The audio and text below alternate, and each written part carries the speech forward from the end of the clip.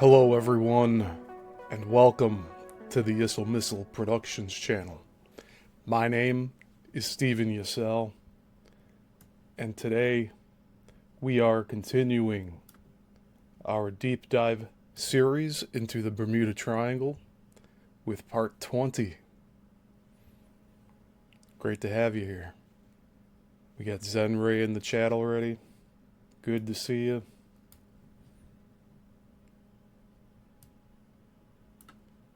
We got a good one tonight.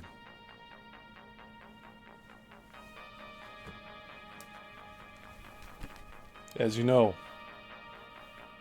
we're continuing on with our reading from Gian J. Quasar's book, Into the Bermuda Triangle.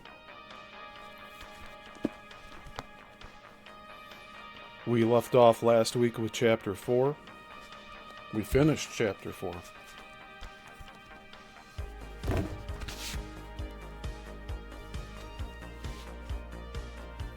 Today's chapter 5.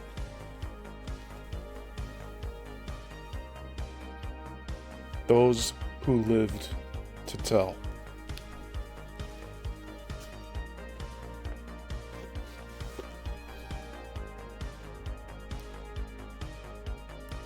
Let's get that slideshow going.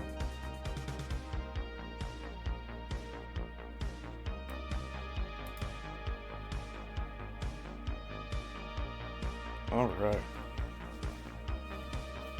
So hope you all had a good week.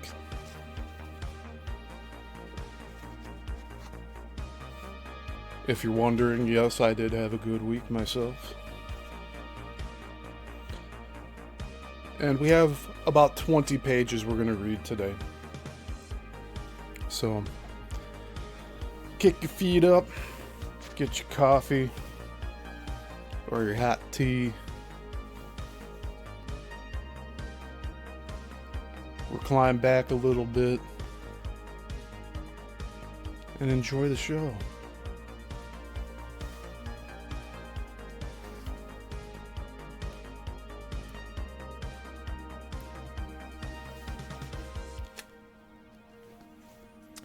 So, since last week, you guys have any theories on what we might be dealing with in the Atlantic Ocean?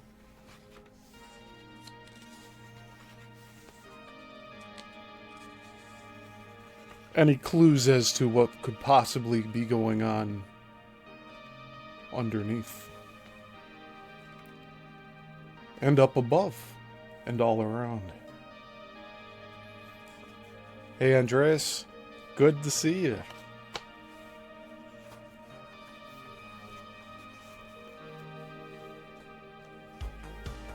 We're gonna have a nice cozy stream tonight.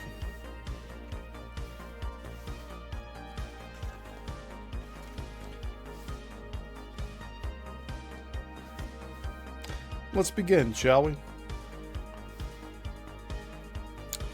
Chapter 5. Those who lived to tell. While in flight at 29,000 feet on July 8th, 1999, a Continental Airlines airliner with 155 passengers was struck by two unexplained jolts that caused the aircraft to drop precipitously by 600 feet before the flight crew could recover. The airliner, a Boeing 737, was about 160 miles south-southwest of Bermuda at the time, en route to San Juan, Puerto Rico, from Philadelphia. A vivid account of what happened comes from one cabin attendant, Leslie Thomas. Quote, "The crew had just completed the meal service and I was in the back of the aft of the main cabin, approximately row 29, picking up trays from the meal service. The seatbelt sign was off, and we were flying in smooth air with no sign of turbulence. Then, all of a sudden, flying in smooth air, the aircraft dropped abruptly, which caused my body to fly upward, hitting my head on the ceiling. I fell back to the floor on my knees.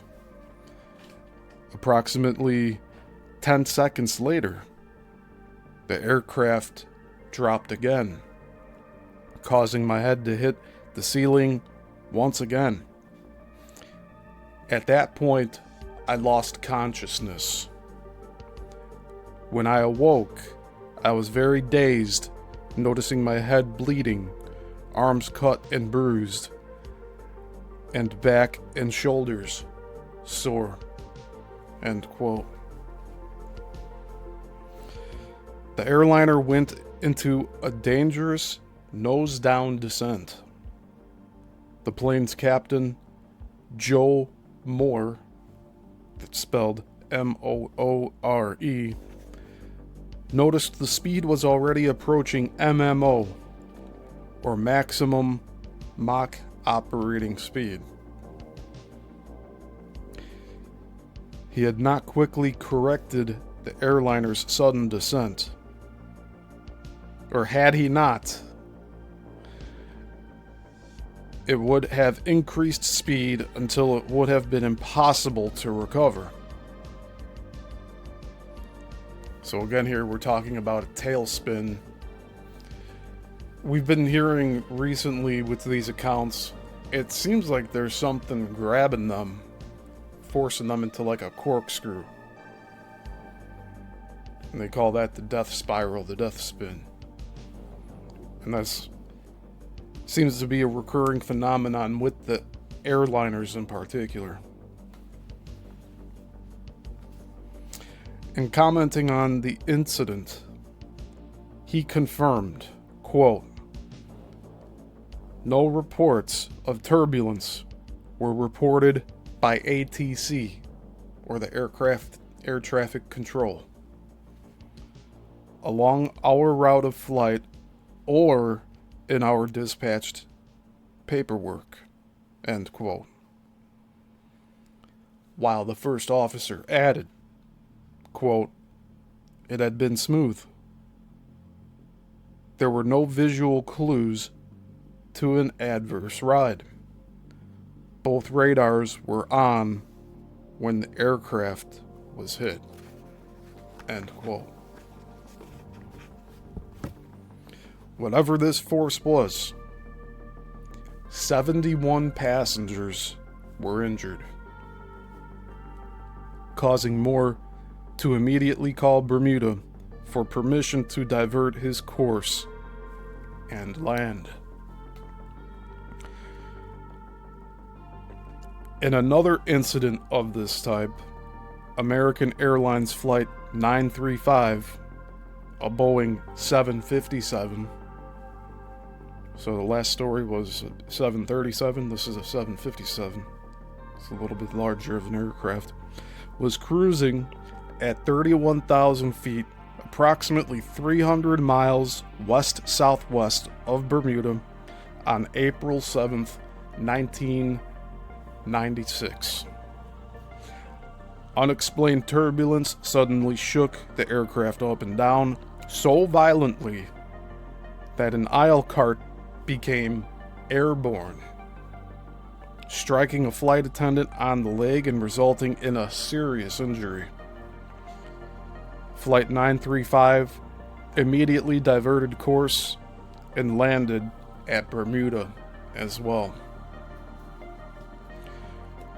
Questions naturally arise whether these are normal CATS, or CATS, abbreviation for clear air turbulence, or some other unknown phenomenon. While meteorology has come far in being able to predict where CATs are likely to strike, in these cases, there was no warning whatsoever. Had there been any forewarning of these SIGMETs, SIGMETS, or significant meteorological information,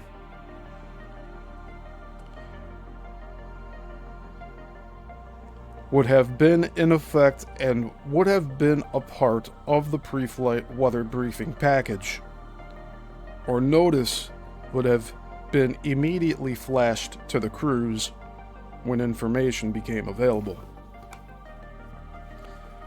It could be, of course, that these were not cats in the strictest sense, but something else significantly affecting the atmosphere that might contribute to sudden disappearances of aircraft less resilient than big jumbo jets.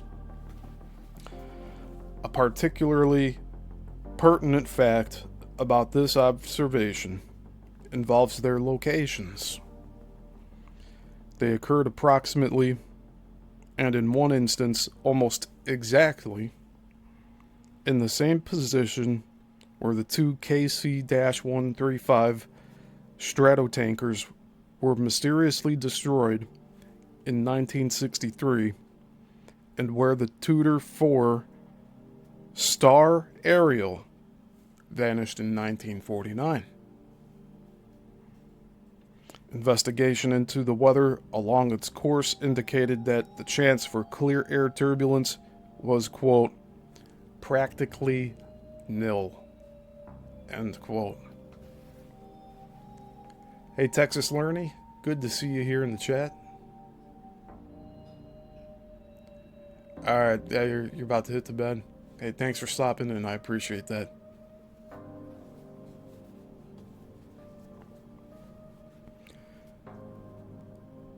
Unexplained turbulence, or pulses, or chops, continue to be reported by airliners.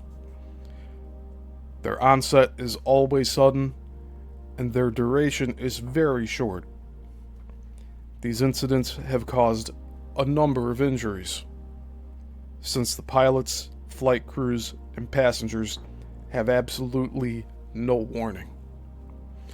In each case, the weather radar in the aircraft showed no weather conditions that could instigate turbulence.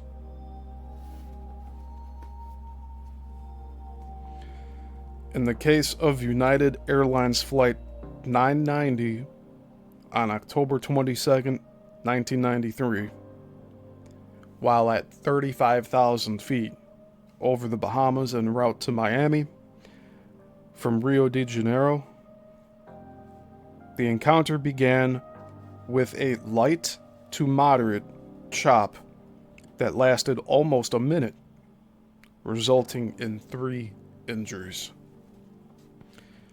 A particularly interesting encounter happened on January 7th, 1997, when American Flight 2009, when en route to San Juan, Puerto Rico, from Philadelphia, was hit at 33,000 feet by, quote, 2 pulses, end quote, separated by only 8 seconds.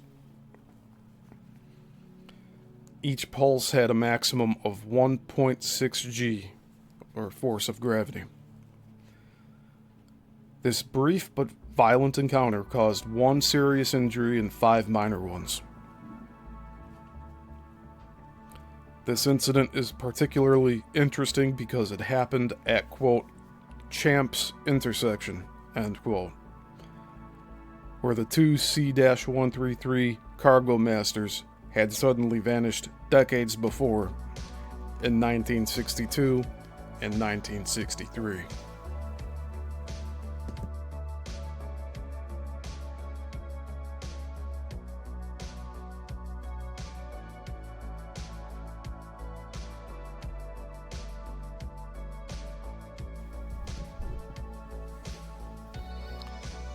An indication These may represent as yet unknown forces in the triangle, comes from a surprising incident involving a light plane. A Cessna 172 was just about to touch down at the airport at Culebra, Puerto Rico on February 15th, 1994. The winds were light, only 6 to 8 knots easterly. As the plane began the landing flare, two severe blasts from the right jolted it. Just imagine that happening. John McCone, an aerobatic pilot of considerable caliber, immediately regained control and brought his plane back in line with the runway. Seconds later, however, a third blast picked the plane up and threw it 60 to 80 feet to the left over buildings, over tension wires, across a road, and then slammed it down into an alleyway. Despite any evasive action McCone tried, both he and his student, Herman Vander Hyde, survived with minor to serious injuries. In summing it up, McCone recalled, quote, "In thousands of hours of mountain and aerobatic flying, I have never encountered a condition approaching the severity of this whirlwind, nor the sense of helplessness it created." End quote.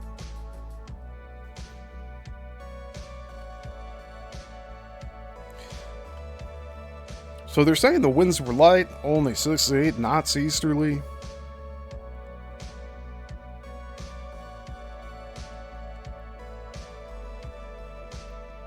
And then a total of 3 quote-unquote blasts hit this aircraft.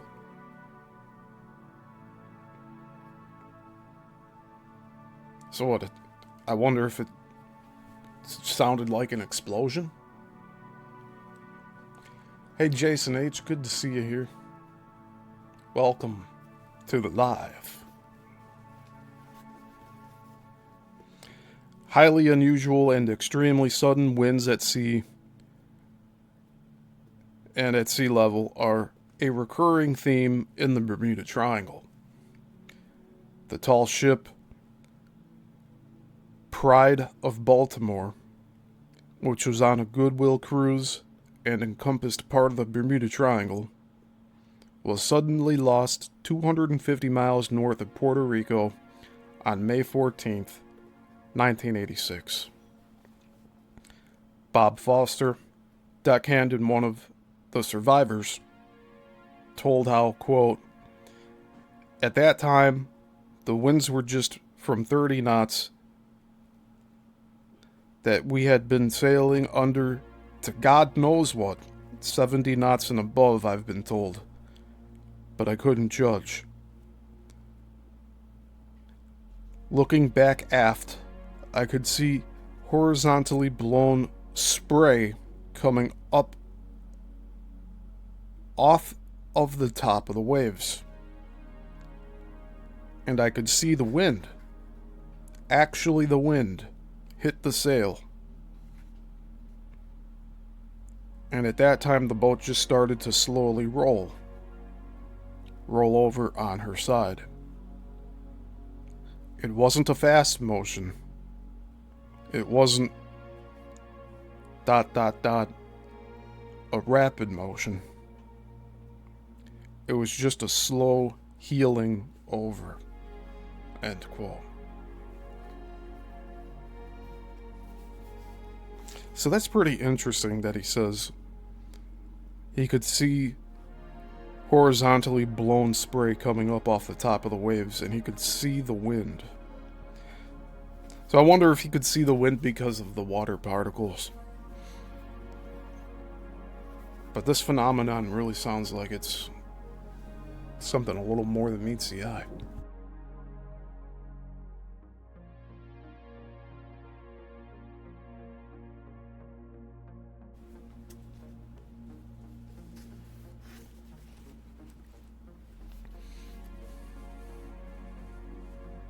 Captain Chuck Willis experienced a more sudden way to disappear in the Bermuda Triangle while off the Gulf Stream.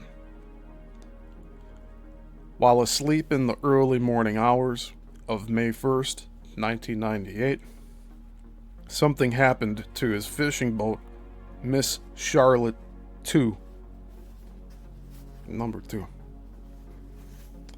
Quote, "The dishes, glasses, everything came crashing onto the cabin floor. A huge wind had suddenly hit us. It threw us out of our bunks and cleared everything off our deck." End quote. Since the weather had been dead calm and the seas perfectly flat, Willis at first thought a water spout had hit them and radioed that the deck had been cleared of all gear and that they were checking for damage. Then, however,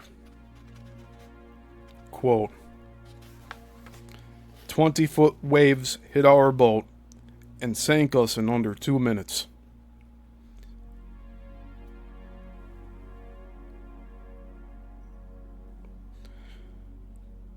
We were told later that Cape Lookout registered 74-mile-per-hour winds at this same time. End quote. Willis was able to save himself and his crew by staying together in the ocean. So they were off the boat at that point.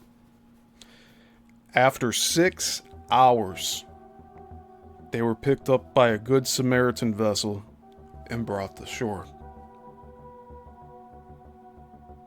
Thank Heavenly Father.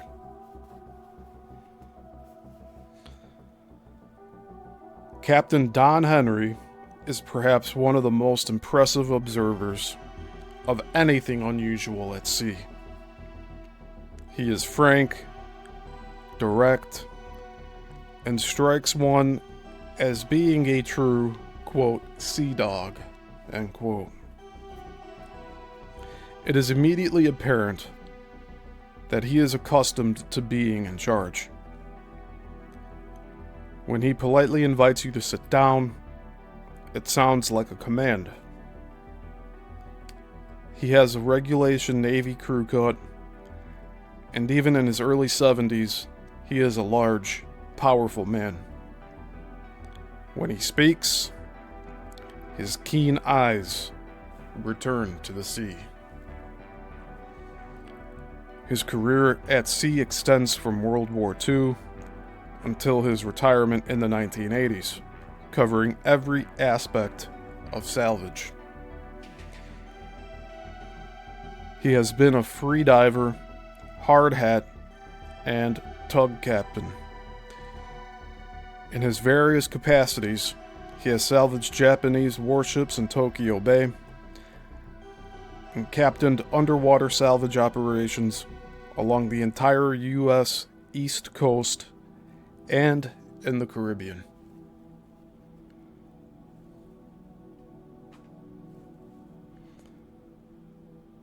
But out of all the seas he has sailed, there is only one event in his long career he could not explain. It was back in 1966 in the Bermuda Triangle.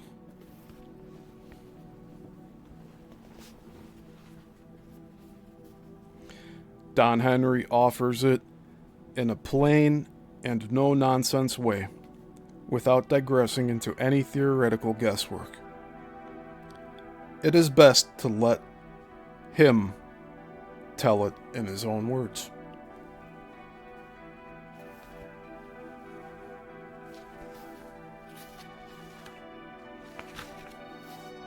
So this is nearly 2 pages of an account here.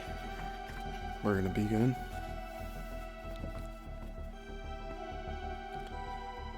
So these are the words of Don Henry. He's explaining his experience in the Bermuda Triangle.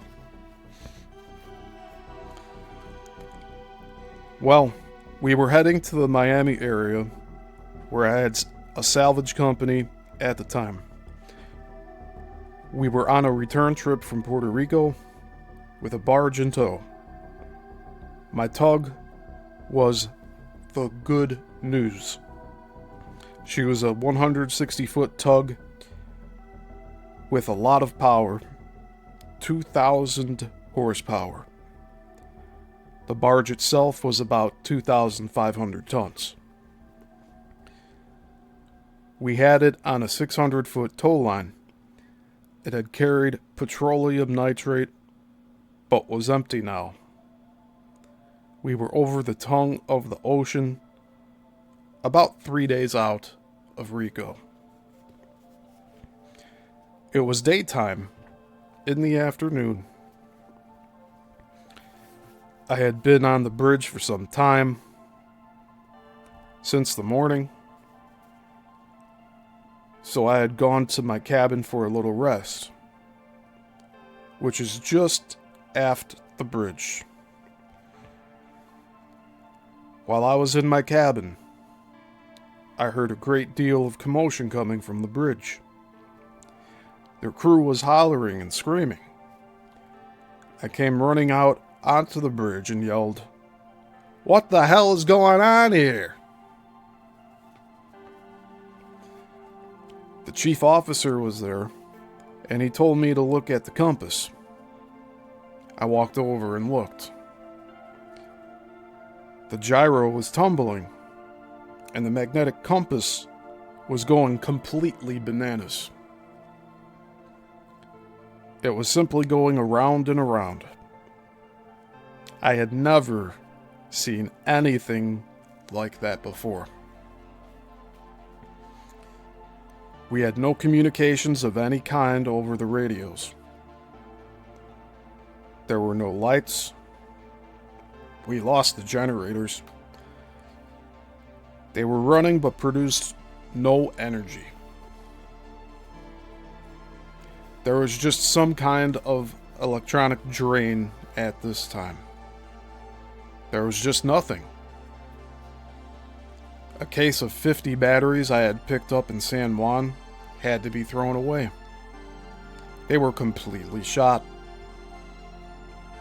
This we found out later. We didn't know this at the time. I went out on the bridge. I was going to check on the tug, but the sky caught my attention first. There was no horizon now. You couldn't see where the sky ended and where the water began. I looked down on the ocean. All I saw was foam. It was like milk. The sky was the same color. There was just no definition between the two, as there always is. So that's why I say there was no horizon. I automatically looked aft to the barge. It was a reflex action, but there was no barge. I knew it had to be there, but I couldn't see it. The tow line was leading back the way it was supposed to be, but there was simply no barge. I ran to the afterdeck, then down to the towing deck, and started to pull the towing hawser. You can't pull a 2,500-ton barge, of course, but you can tell if something is attached. It was. The line was tight. It was very taut. There was something on the other end, all right. I still couldn't see it, though. There was a fog or something around it, like clouds, and the tow line was running aft into that. It's hard to explain. I've likened it to the old Indian rope trick. The tow line was just sticking out of the fog. But the fog was nowhere else. It was just around where the barge should be. The water was also more choppy immediately around where the barge should be. I had heard about the Bermuda Triangle at this time. Most every seaman about those waters had. I thought, I don't want to be another statistic. I ran back up to the bridge and kicked those throttles full ahead. It wasn't like full ahead and clear for action. It was full ahead and let's get the hell out of here. We plowed ahead, or tried to. It seemed that something was pulling us back. It was like being in the middle of a tug-of-war. We were trying to go forward under our power, but we were being restrained. When you've been at sea for any moment of time, especially on the same tug, you get a feel for it. You can tell when it is moving and when it is being restrained. There is a vibration in a ship that is there all the time. You can tell when it's going and when it isn't. Now coming out of this thing was just like coming out of a fog bank. We could see the horizon again. We got everything back. The radios, the lights, the gyros, the generators. We got the damn barge back. The line was leading back to it. That fog was gone. We plowed ahead for some time. As soon as we got out of that spot, I wanted to make sure everything was all right, that the line hadn't weakened at the coupling during our struggle. I put a boat over the side and went back. The barge was warm, much warmer than it should have been. It wasn't hot. You could touch it, but it was much warmer than would have been normal.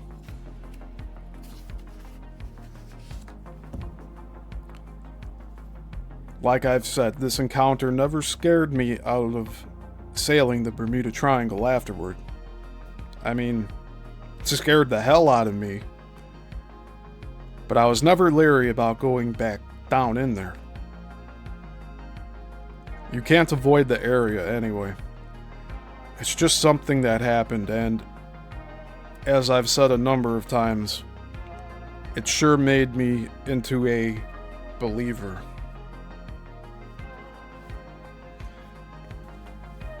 Now there's 3 questions here built into this, so I guess he is being interviewed.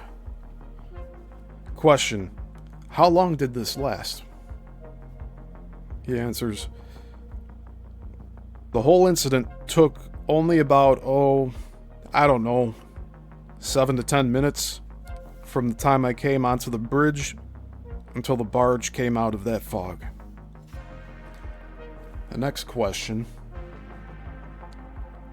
what had the weather been like before this?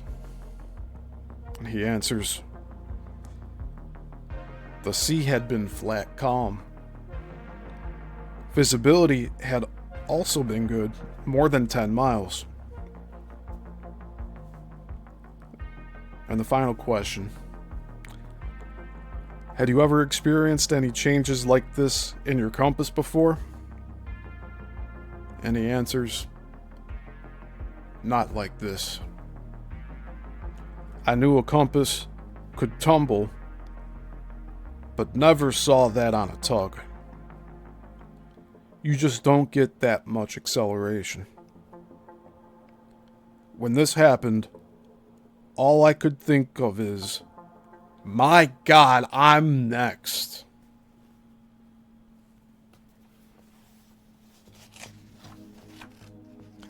And that's the account of Don Henry in 1966. Captain Don Henry.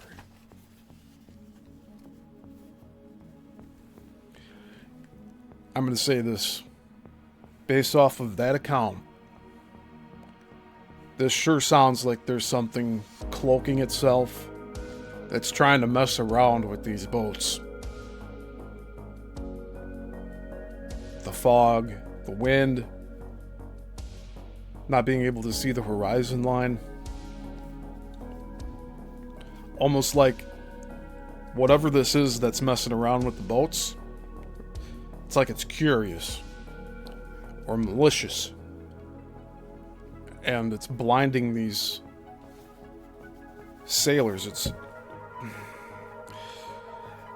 borderline sadistic.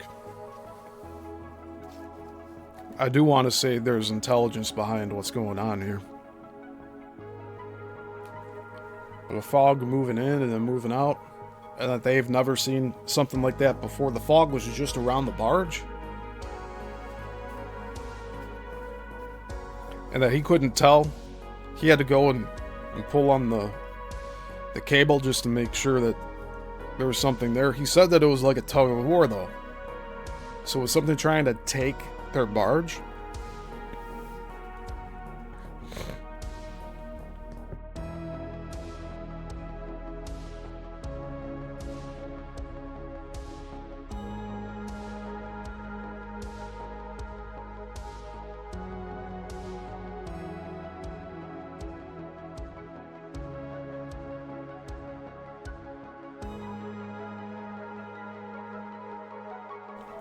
What do you all think?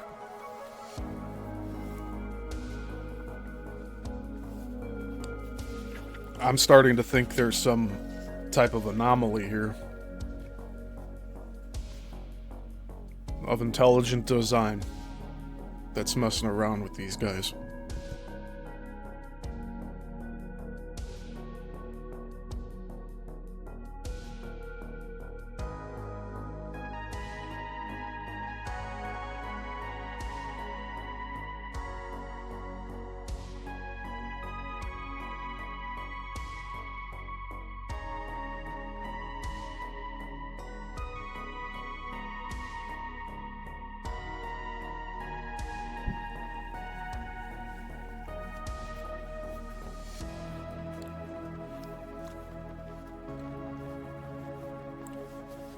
Alright, continuing on.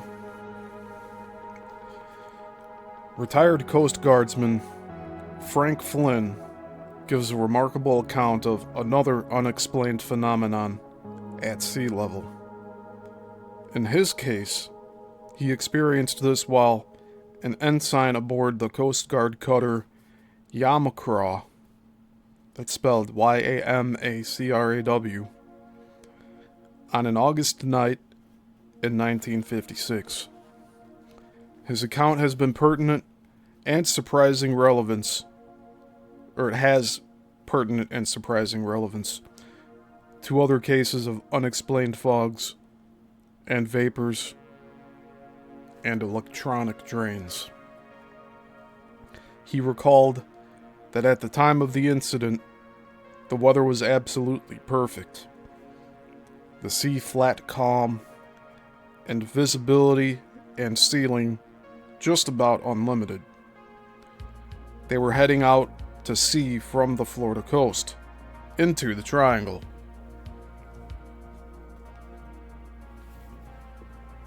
And here, Coast Guardsman Frank Flynn shares his account. It's very brief. At about 1:30 in the morning, we observed on the radar scope a solid line approximately 28 miles away. We were a little concerned about it at first. It had a strong resemblance to a landmass. However, a quick check of our navigation equipment indicated that we were right on course, approximately 165 miles offshore. We tracked it and found it was dead in the water. So we carefully approached it, and approximately 1.5 hours later, we got down to about a half a mile from the radar target, and we carefully moved closer to it.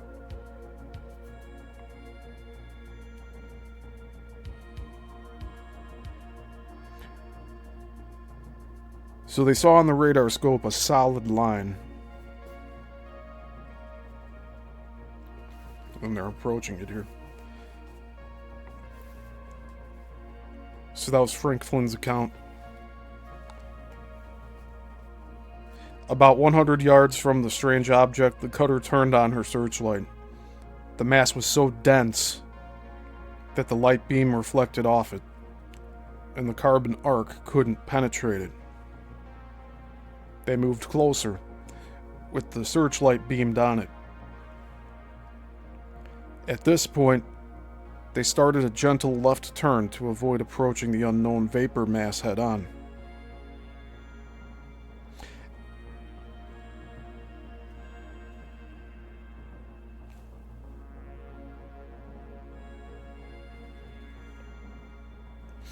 After moving in still closer, they nudged it with the starboard wing. They veered off several times and returned to nudge it again. Since it proved not to be solid, they returned to normal cruising speed and entered the unknown mass. Flynn recalled that visibility was about 0 within the vapor mass. On penetration of the mass, a surprising phenomenon also happened. The engine room called up, saying they were losing steam pressure. The situation was becoming serious. When their speed was down to 4 knots, they decided to reverse course. Moments later, they broke out of the mass.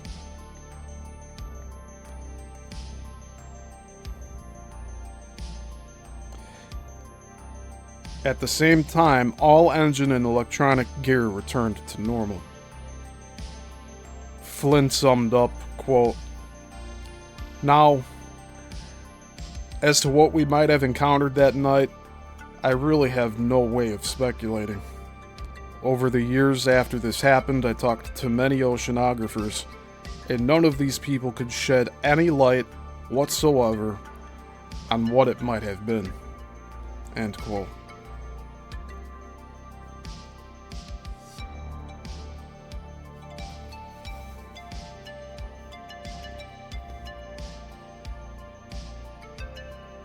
So a solid line, they didn't know if it was solid. They didn't know if the mass was solid, but they saw a line on their radar. And it caused their ship to go in distress, pretty much.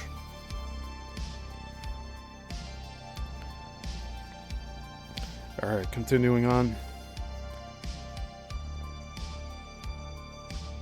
Don Welsh and Ron Reyes' encounter with an unusual fog at sea level is another incident that might be considered a close call with forces in the Triangle. It was in 1996, off Port Canaveral, Florida. And here's their account.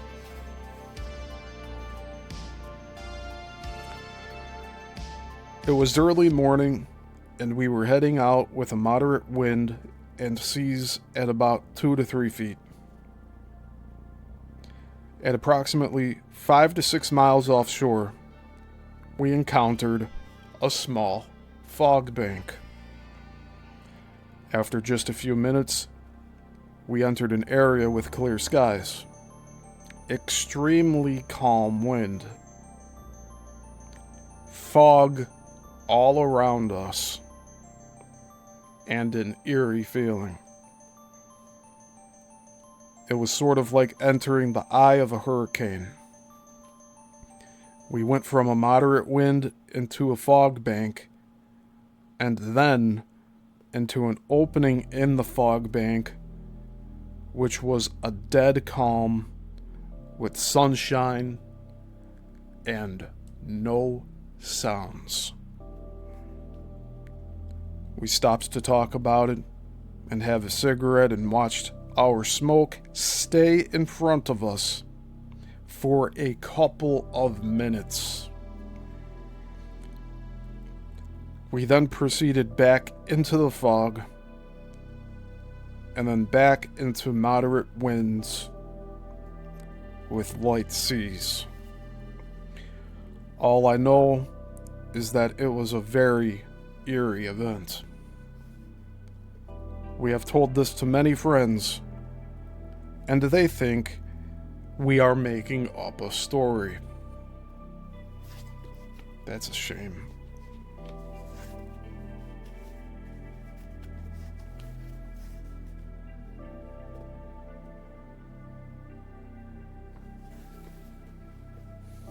See, I'm still trying to wrap my head around all of these phenomenon. And we're getting new information with each account here.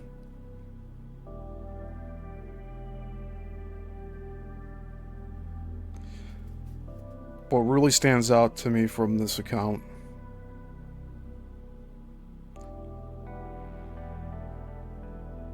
was, here they said we went from a moderate wind into a fog bank, and then into an opening in the fog bank, which was a dead calm with sunshine and no sounds. And their smoke from their cigarette just lingered there, not wafting, not ever so gently going away. They said, watched our smoke stay in front of us for a couple of minutes.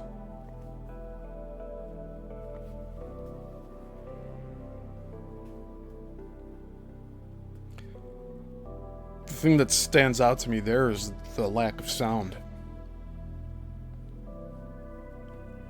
I wonder what that could possibly be.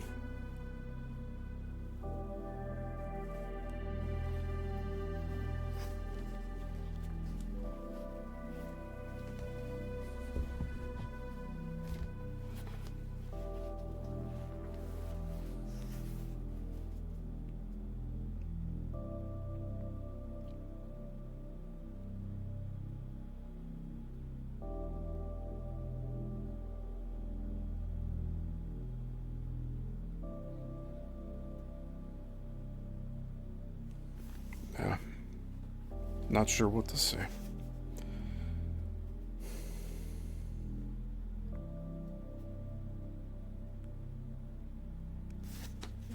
And Quasar points out here about the friends thinking they were making up a story. A reaction that has often proven to be a barrier to those who innocently seek logical explanations.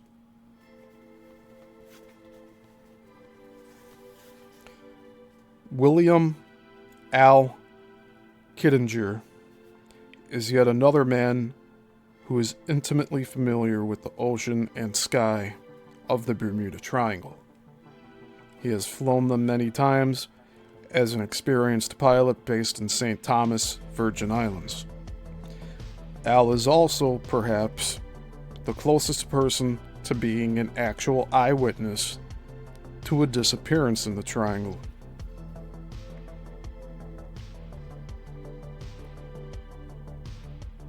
He was the controller on duty at Harry S. Truman Airport, St. Thomas, on the night of November 3rd, 1978, when the charter Piper Chieftain disappeared while coming in for a landing, a disappearance that happened between Al's glance out the window at its landing light and his double check of it on the radar scope.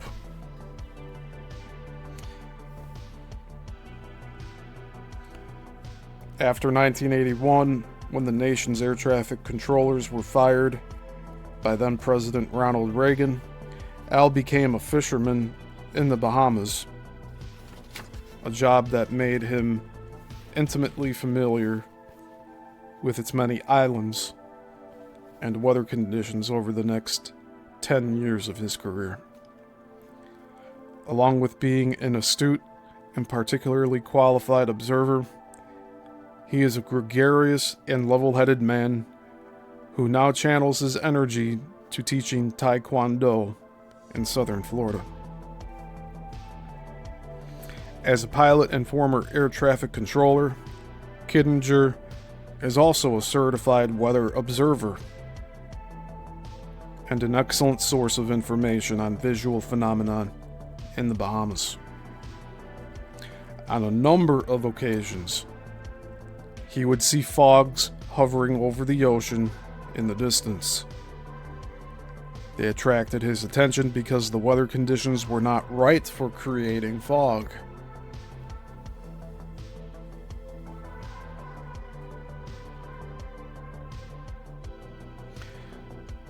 Taking them only as weather oddities, he never bothered to investigate them more closely.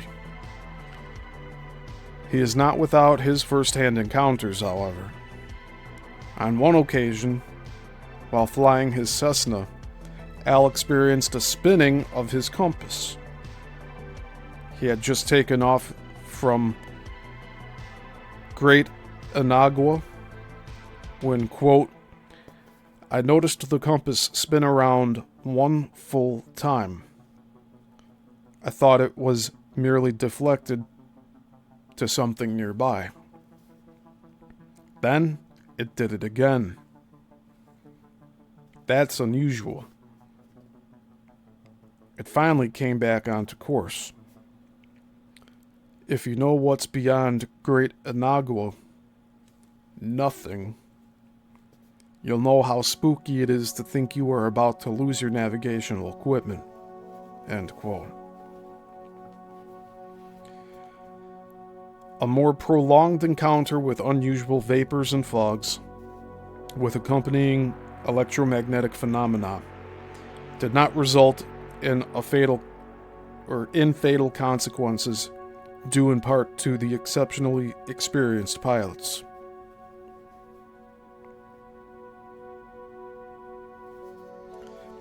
This was the flight of a restored Catalina PBY-6A flying boat en route between Bermuda and Jacksonville, Florida on June 11, 1986.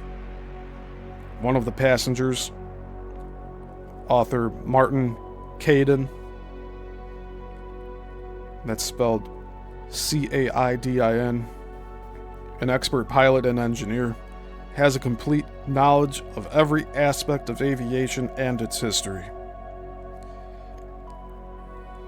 He has been a test pilot, instructor, and investigator. Besides this, he has flown almost every type of aircraft in almost every place on this globe and is intimately familiar with numerous and varied weather conditions.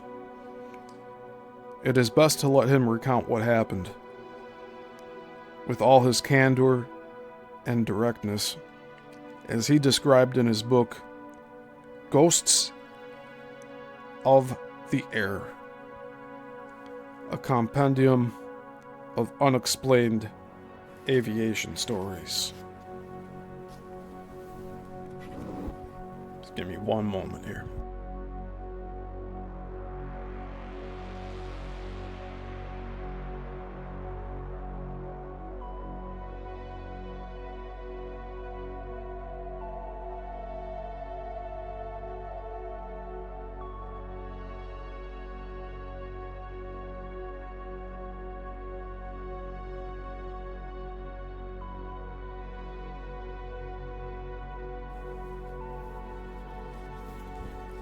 So this is an excerpt of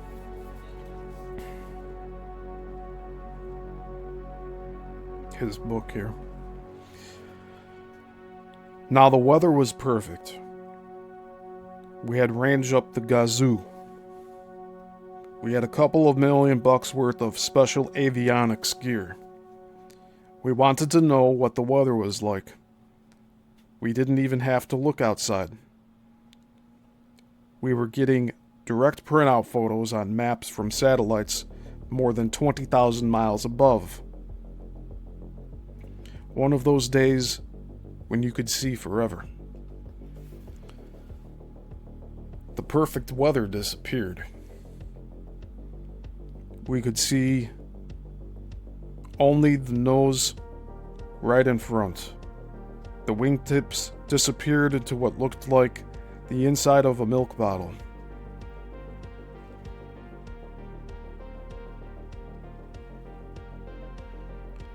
Maybe it looked more like inside a batch of eggnog.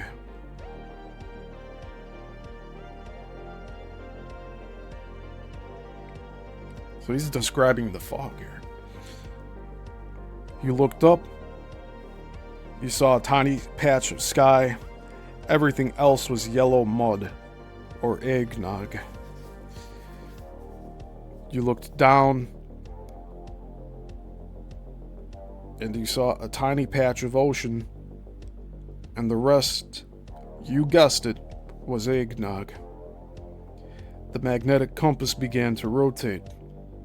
It picked up speed and went whirling around as if it were a whirligig. We checked the photo printout from the weather satellite. The Metstat picture showed us an absolutely clear air. The nearest clouds were 200 miles south of us. But we couldn't see out the airplane. Just about that time, the Metstat print machine died. The electric innards of the Catalina, all 2 million clams worth, shriveled up inside. The Loran went out. The electronic fuel gauges sogged to fuzzy markings. The long-numbered aviation gear, digital, read 88888888. So basically erroring out. The radios died. Everything still had power, but nothing worked. Why didn't we simply hold heading with the directional gyro? Because it was trying to imitate the magnetic compass. We went down low.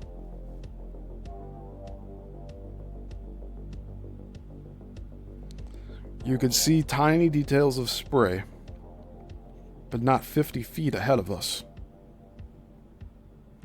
We climbed up to 8,000 feet. Lots of eggnog up there, too.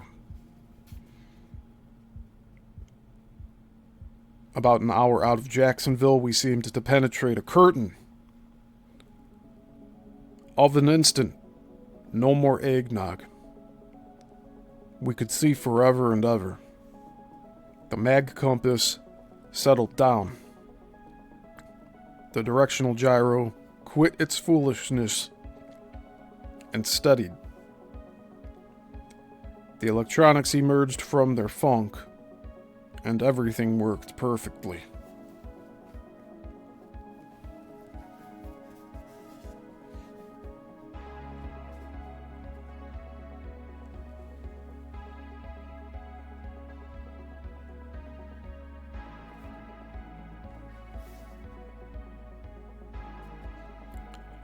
$2 million worth of equipment with satellites printing out photos of the weather above them. And none of that picked up what they were seeing with their own eyes. And they're flying in a plane, mind you. Very interesting, they're calling it eggnog. So it didn't look like typical fog.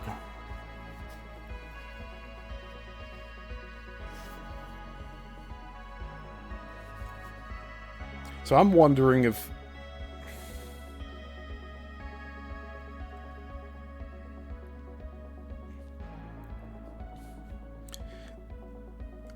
is this man-made or is this some other type of anomaly? That's what I want to know. Or are these mixtures of both, depending on which encounter we're describing here?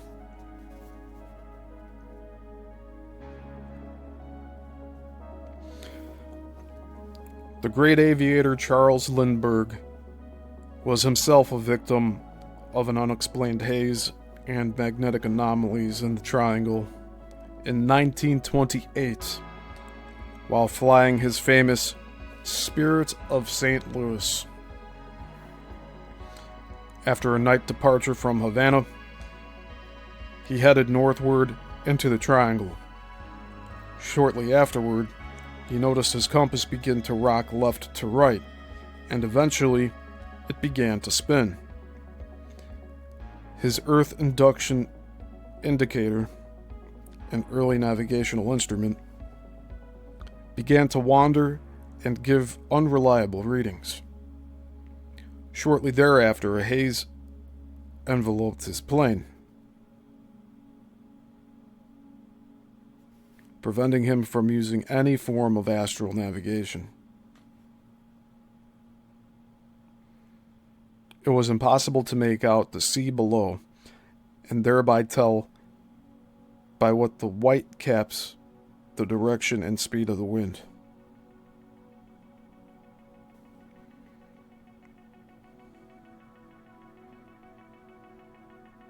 I believe that they're saying about like the foamy white that the water makes when there's waves. When dawn finally broke, he noted the sky was a peculiar, quote, dark milk, end quote.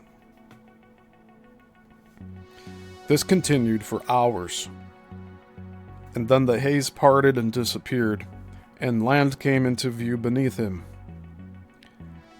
At the same time, his navigational equipment returned to normal. Using his charts, he was able to discern his position by the matching outline of the coastline. This, however, contributed to the mystery, since it proved he had gone farther than his fuel could have carried him. In his book, Autobiography of Values, in 1976, he first mentioned this incident.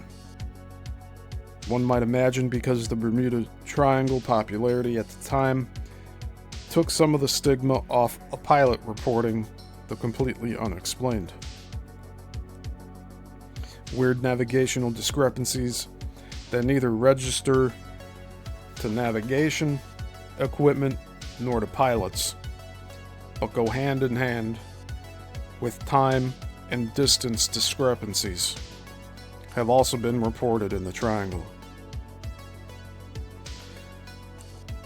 Remember the case of the C-54 in 1947?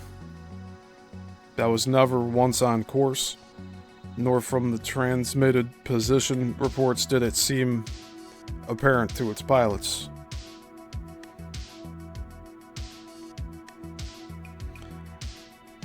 Alan Oneida, spelled O-N-E-I-D-A, a retired Air Force electronics engineer and radar operator, experienced this same, though not fatal in his case, way of disappearing.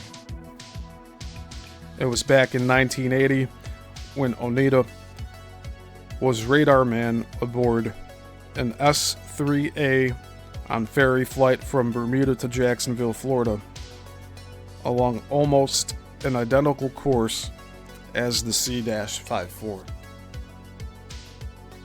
He recalls the sun set when they were about 150 miles off the mainland. It was now dark, but the weather was perfect. Soon after, when they picked up the lights of the coast, the pilot initiated calls to Jacksonville, approach. All to no avail. Quote, finally, one of the pilots excitedly exclaimed, "We're over Miami. We're nowhere near our ADIS," or the Air Defense Identification Zone, penetration area. "The fighters could scramble on us." End quote.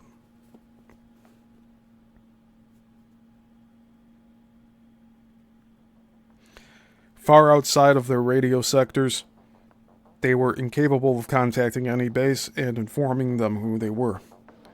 The pilot immediately commenced evasive maneuvers and dropped down to an altitude of 200 or 300 feet, and then followed the coast up to Jacksonville until, at St. Augustine, they climbed once again and made contact. Oneida, however, recalls how close they were to being shot down. In parentheses, it says the Cold War was still hot in 1980. Or, just as bad but a more mysterious fate, how close they were to missing the Florida mainland as a landmark altogether. Quote, "It is my contention that another 30 to 40 miles south of Miami, and our crew would not have made it to Jacksonville. We had no idea we were off course. We were 300 miles off course. That is a large deviation in my book, especially since Bermuda isn't all that far, about 700 miles. Miami is, however, 1,000 miles from Bermuda. There's no explanation how the flight arrived on time at Miami yet was 300 miles beyond its course.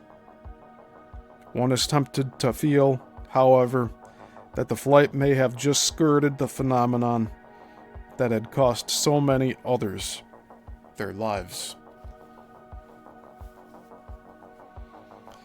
Everywhere along the triangle, evidence for electromagnetic phenomena is accumulating. Reports of ships disappearing from land-based or ship-based radar momentarily or for several hours before reappearing unharmed have persisted over the last 25 years. It is later discovered that the ship had so mysteriously vanished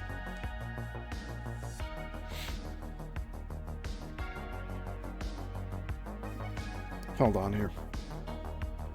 It was later discovered that the ship that had so mysteriously vanished was experiencing unexplained power drains. At the precise time, it was invisible to radar or to the searchers looking for it.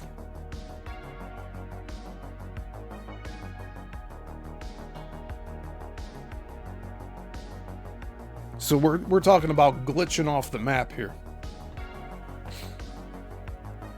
These people are glitching out of known physical sight. And all electronics fail.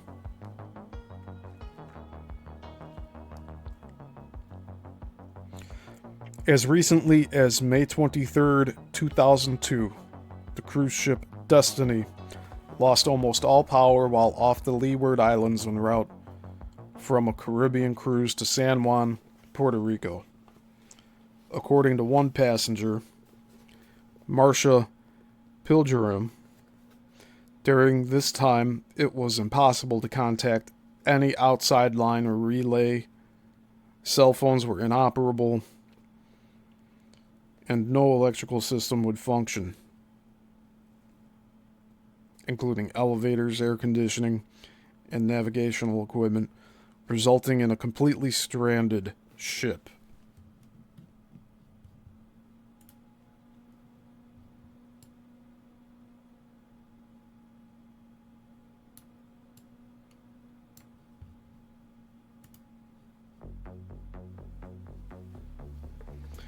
When the Coast Guard was finally raised, the large cruise ship could not be found either by radar or by searchcraft, but drifted for 8 hours completely disabled until power returned and it cruised to St. Lucia Harbor. Quote, after being in St. Lucia for 4.5 hours longer than they said we would be there, Marcia recalled.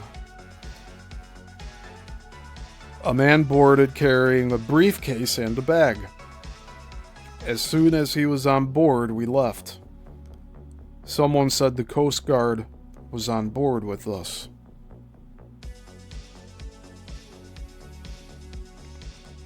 End quote.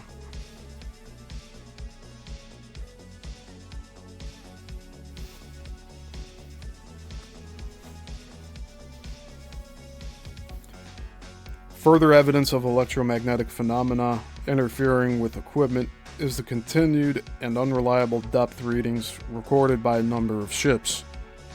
One such incident involved the Navy spy ship USS Harkins on a cruise through the Triangle north of Puerto Rico in 1972. When going east, the vessel's depth recordings were 450 feet, but when returning along the same course only a day later, instruments indicated a depth of 1,700 feet. So from 450 to 1,700. During this time, one incident occurred that was particularly interesting. One of the new Bell helicopters carried on the vessel had just landed. After the helicopter crew disembarked, the chopper shuddered and split in half by about 1 inch apart along a jagged line from nose to tail. Navy engineers and the manufacturer's representatives waited for the ship to return to port, where the helicopter was unloaded, and no more was heard about that. Unexplained magnetic anomalies seem strangely concentrated around Bimini Island in the Bahamas. One witness to these is author Dr. David Zink, who during his protracted research and dives around Bimini studying its famous rock formations began to note some recurrent and unexpected compass readings. Quote, in 1975, at the same time of year, August, we had apparently experienced a 6-degree magnetic anomaly. What our findings meant so far was that in addition to the local charted 2-degree westerly variation, we had observed an additional 6-degree variation in August of 1975, and an additional 3-degree variation in August of 1976. He added, these observations added to my growing awareness of unexplained magnetic problems in the Bahamas. End quote.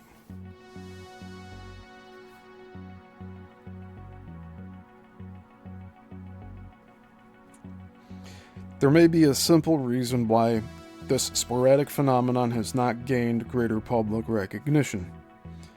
Bill Keefe is a no-nonsense diver with over 18 years' experience in the Bimini area. He is also owner and operator of Bimini's only dive shop, Bimini Undersea. He knows the seas around Bimini, literally from top to bottom. He notes that much of the navigating done by the local fishermen is point of sight, in which there is little need to refer to one's compass. Locals instantly know where they are by noting a familiar landmark on the horizon. He adds, however, that during his 18 years on Bimini, quote, there have been a number of times when we have looked at our compass our compasses and noticed that they were pointing in the wrong direction. We jokingly say, "Look, it's the Bermuda Triangle." End quote. It is also possible, as Dr. Zink's observations imply, that such anomalies are prevalent only at certain times of the year. Perhaps somewhat tentatively linked to this phenomenon are the rashes of unexplained grounding of ships in the Bahamas and Florida Keys.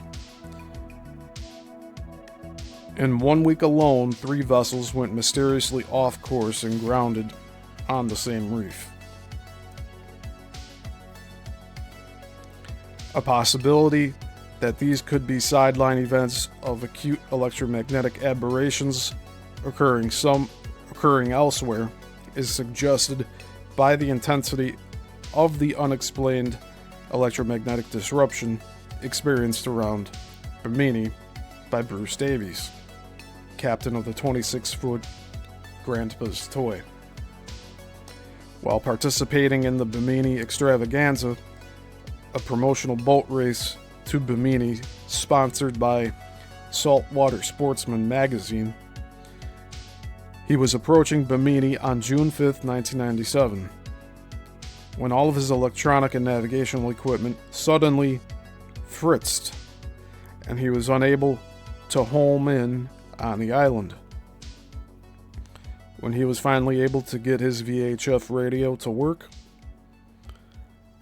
he was eventually located and discovered to have overshot the island by 8 miles. He was escorted to Bimini by another boat where, upon arrival at the dock, all his equipment started working normally again. His pithy reaction is somewhat typical of those who sail the area. Quote, "The Bermuda Triangle did a number on us." End quote. For aircraft, there appear to be levels of intensity to these moments, often when near unusual or isolated clouds or fogs. The compass seems the most easily affected, but if the encounter is more severe, the GPS will go out, as well as the radio. In grading these events, one must consider the encounters where only the compass was affected to be a mild one, although those who have experienced it confide that this hardly diminishes the initial scare or the potential dangers of getting hopelessly lost. Pilot David Angstrom's summation is perhaps the most concise of what every pilot has expressed. He was flying 2 friends, one of them new to flying, from Andros, Bahamas, to Miami in January 1996. When approaching Bimini, a cloud, quote, "came out of nowhere," end quote. His compass started to spin and his RPMs dropped way off.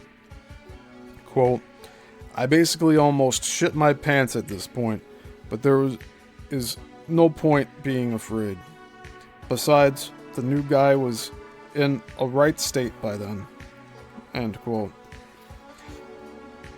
He was able to turn around and luckily find his way back to Andros.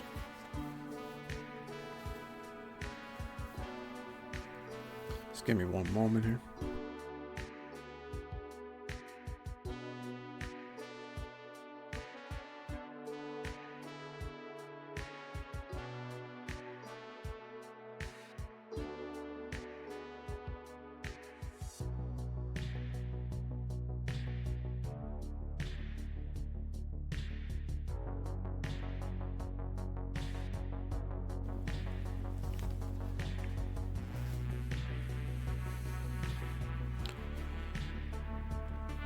Bruce Gernon's experience, involving the formation of a strange meteorological phenomenon, while passing Andros Island and approaching Bimini on December 4th, 1970, is a graphic illustration of what might be termed a severe encounter with an unknown quote, electronic fog, end quote.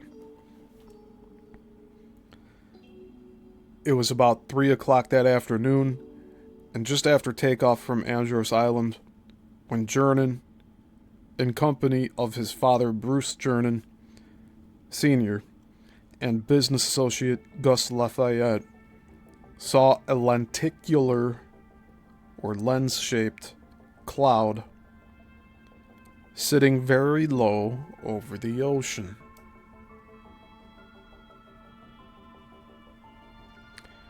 They noticed it because it was lower than anything they had ever seen before, about 500 feet from the surface, Jernin estimated. Continuing his angle of ascent, about 1,000 feet a minute, they noticed that the lenticular cloud was undergoing a metamorphosis into a huge, towering, cumulus cloud, which seemed to be rising about as fast as they were.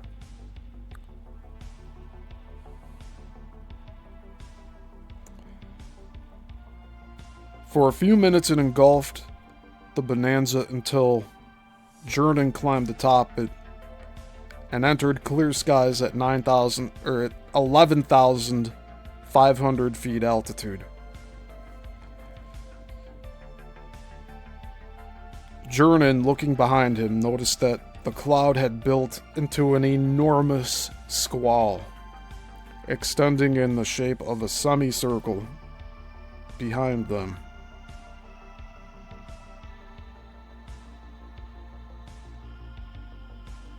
Shortly after this, they noticed another cloud building before them. When coming closer, they noticed that the cloud originated from the surface of the ocean, like the cloud they had left behind. But in this case, it extended about 60,000 feet high. Jernin decided to fly around it, but after several miles, they realized that it curved around them to the east. It was then they realized that this was the same cloud. Beyond their vision, it had formed into a gigantic donut, extending around them. Jernin felt it must have had a 30-mile diameter, since visibility was about 10 miles that day, and the clouds extended far beyond his view. Jernin admits he felt as if he were hemmed in. The cloud was too high for his bonanza to fly over, and it was impossible to descend to get under it. The donut-shaped cloud was continually constricting around them until it was now only about 4 to 5 miles interior diameter. Extraordinary, bright white flashes burst about the inside of the cloud, and it grew increasingly darker.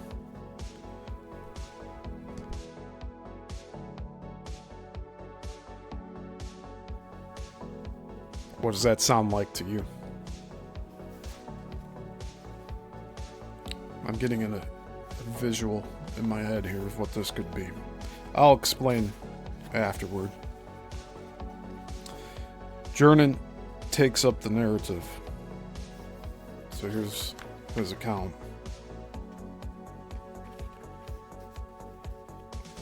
I noticed a large U-shaped opening on the west side of the donut cloud.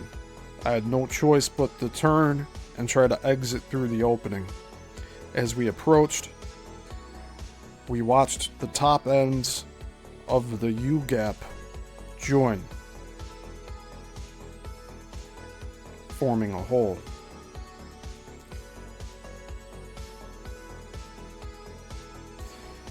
The break in the cloud now formed a perfect horizontal tunnel, 1 mile wide and more than 10 miles long. We could see the clear blue sky on the other side.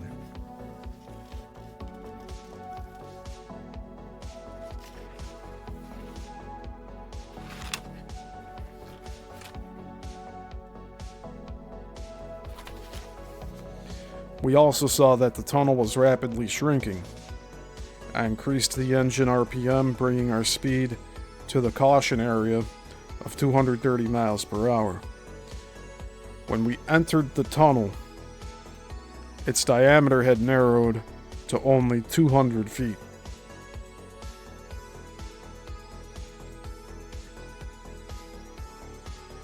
I was amazed at what the shaft now looked like.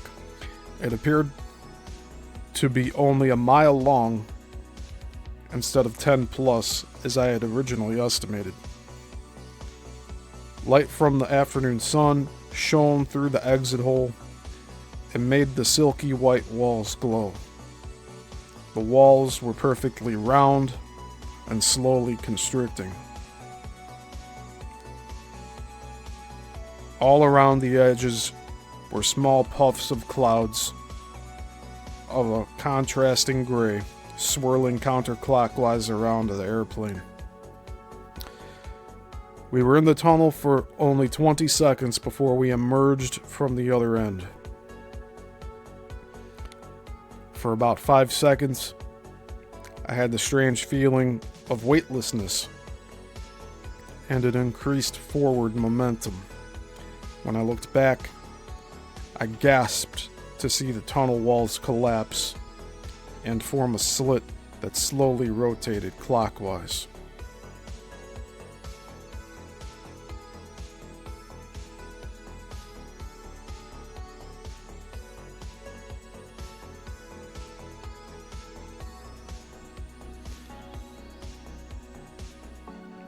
So the tunnel just closed. And then was turning like that. All of our electronic and magnetic navigational instruments were malfunctioning. The compass was slowly spinning, even as the airplane flew straight. Instead of the blue sky we expected, everything was a dull grayish white haze.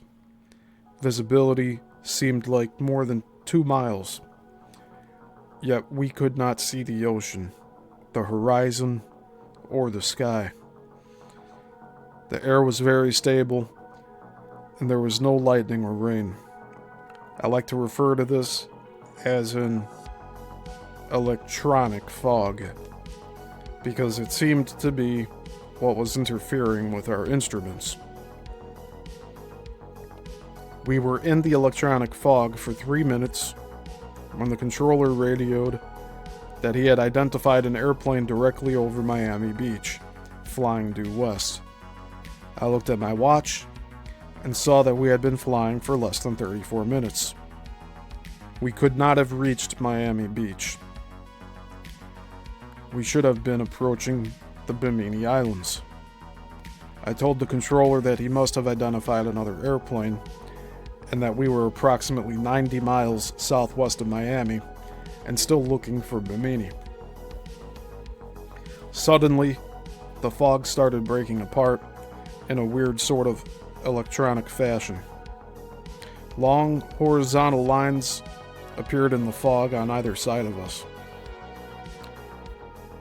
The lines widened into slits about 4 or 5 miles long. We saw blue sky through them. The slits continued expanding and joined together. Within 8 seconds, all the slits had joined, and the gray fog had disappeared. All I could see was brilliant blue sky as my pupils adjusted to the abrupt increase in brightness. Then, I saw the barrier island of Miami Beach directly below.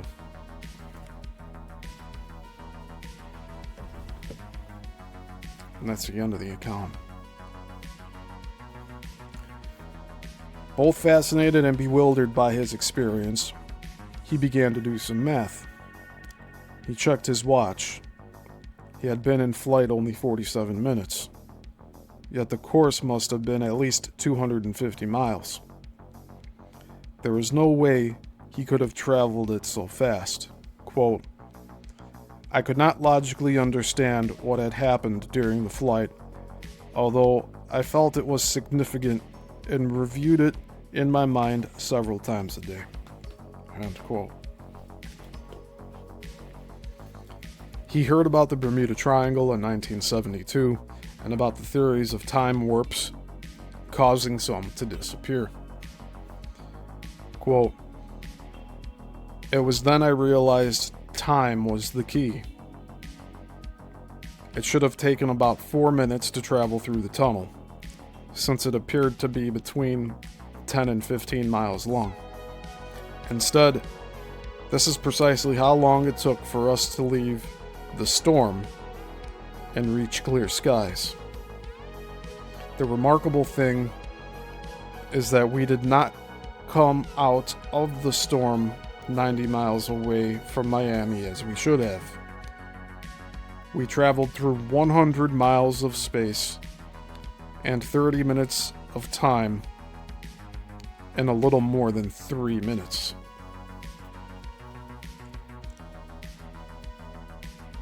So 10 times speed.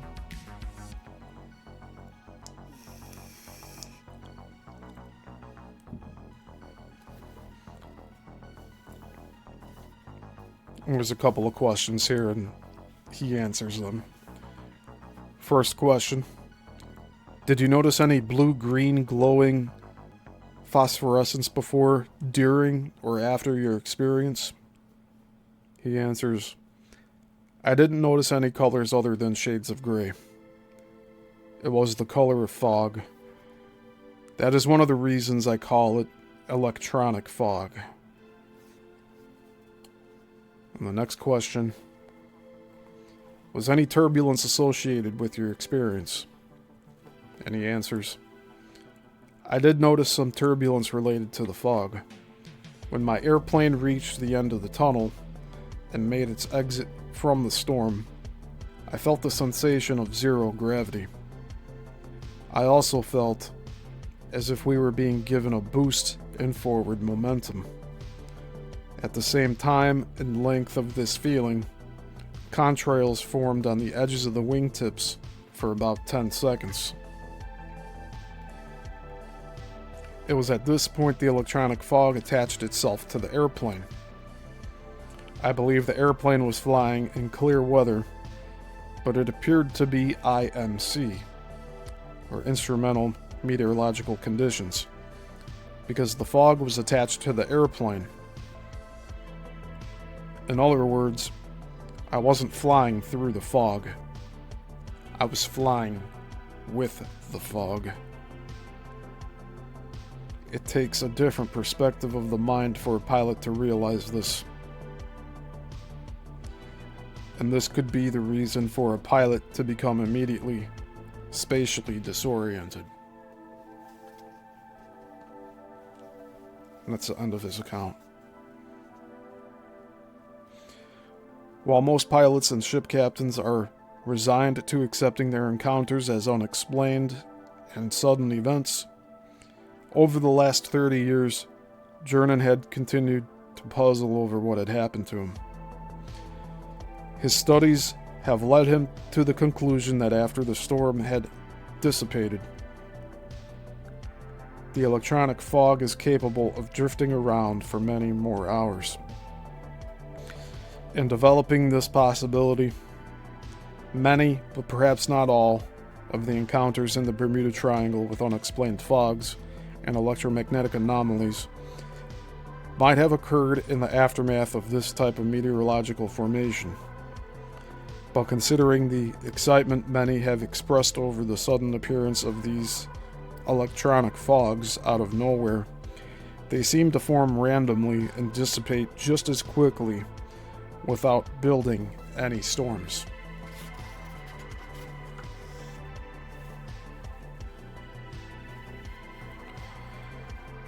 Jernan, having considered what happened to him, has been very alert when traveling the areas of the Bermuda Triangle thereafter.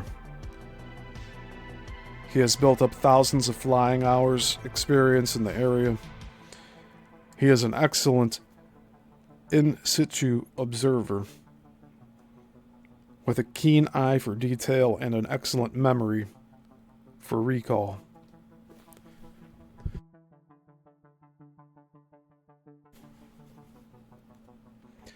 On a number of occasions, he has noted other phenomena.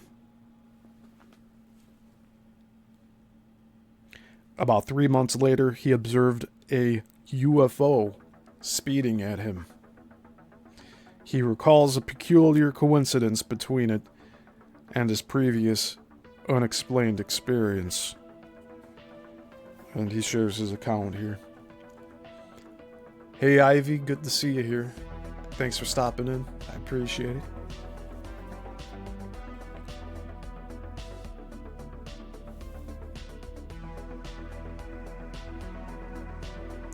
So here's another account by Jernan.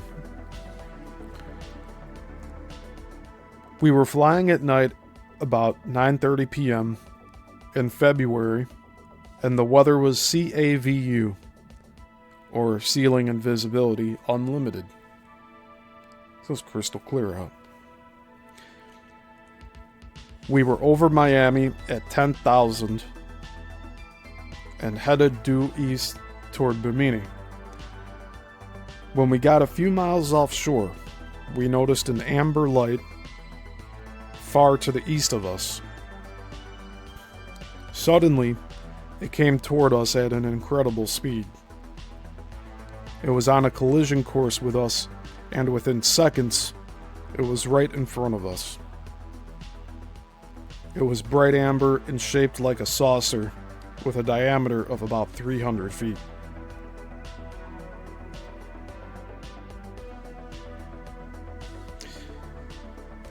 It was massive, and I felt that its mass was of a solid nature and not just a form of light. I banked to the left to avoid a certain collision. When I looked back to see where it was, it had vanished. It may have been an illusion, although we both saw the exact same thing. It is interesting to note that the UFO was on the same flight path that I had traveled when I went through the time tunnel and encountered the electronic fog. And that's his account.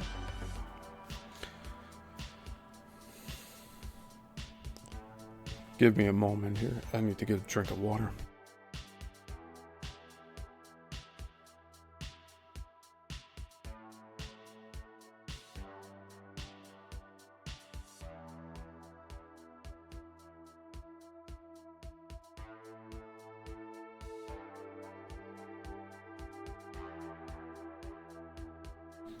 Man, I sure went through a time tunnel right now. It's been an hour and 40 minutes.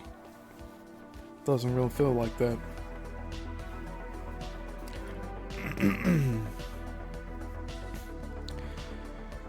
UFOs and USOs are frequently seen in the Bimini area and in other areas of the Bermuda Triangle. Dr. J. Manson Valentine, retired professor of oceanography at the University of Miami, cataloged many of these during his near 50 years of zoological and oceanographic work in the waters of the Triangle. He observed, quote, "There are more sightings in this area than at any other place. There have been many sightings of aircraft that we know are not planes and undersea craft that we know are not regular submarines.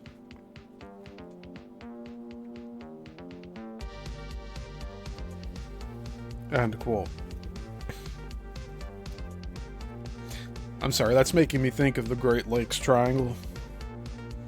Because there's claims that the Great Lakes Triangle has even more strange phenomenon and disappearances.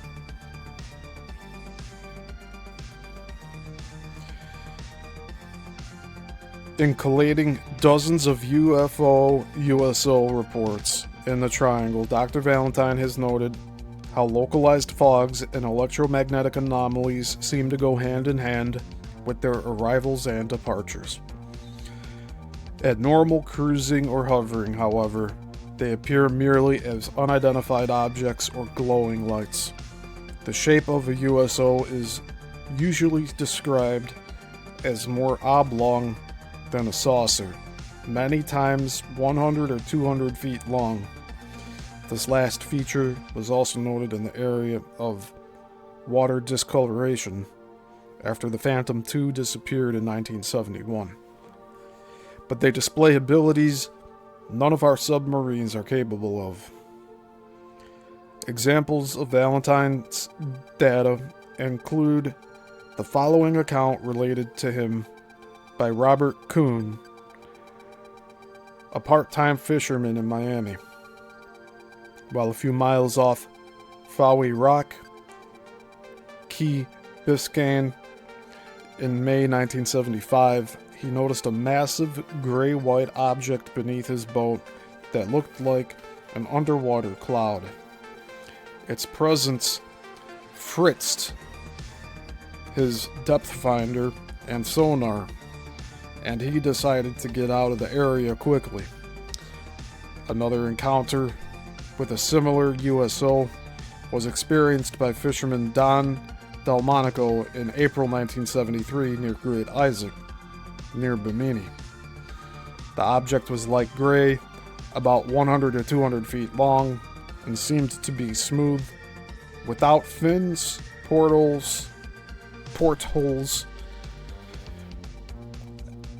elevators, superstructure, or any type of propulsion.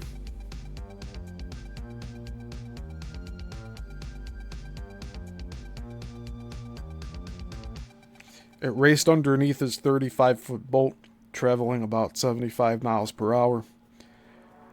In assessing such cases, Dr. Valentine has offered that these may not be objects at all, but magnetic fields forming underwater.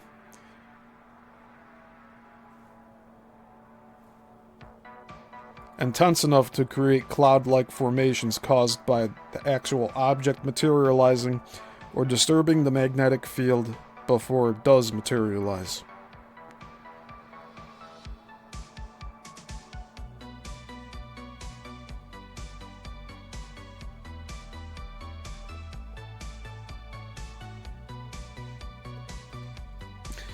UFOs and USOs are often seen around the tongue of the ocean or areas of drop-off, quote-unquote. The colloquialism for the places where the shallow banks suddenly drop off to the deep blue abyssal depths. They seem oddly concentrated around Bimini, reported mostly around Great Isaac Shoals north of Bimini or south of the Moselle Reef. Although Bimini's ever redoubtable fishermen are more than ready to ad-lib some good stories. An encounter at Bimini by two members of the oceanographic crew of the New Freedom is, however, an unimpeachable account of a UFO at hovering or normal cruising. This was seen during a stroll along the beach after dinner on a very starlit night. August 2nd, 1975, Dr. Jim Thorne, its expedition leader and chief eyewitness, made the following report to Dr. Valentine.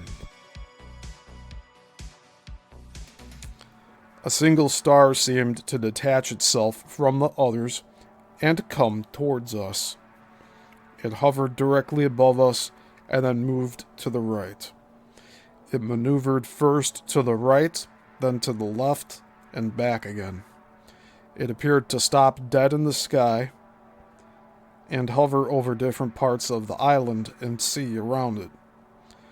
I would calculate its speed at several thousand miles per hour. It seemed to be a bluish white and also to vibrate. At times, we thought we heard a buzzing sound, or rather, a steady oscillation of sound. We observed it for a full 3.5 minutes. It was close enough for us to see its shape. When it got close, I saw it was lighted with blue-white lights. It started away very fast.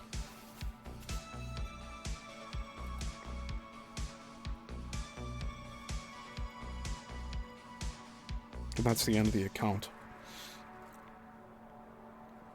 Unusual lights in the sky, dematerializing or materializing in association with strange atmospheric clouds and vapors, continue to be reported in the area of the Bermuda Triangle.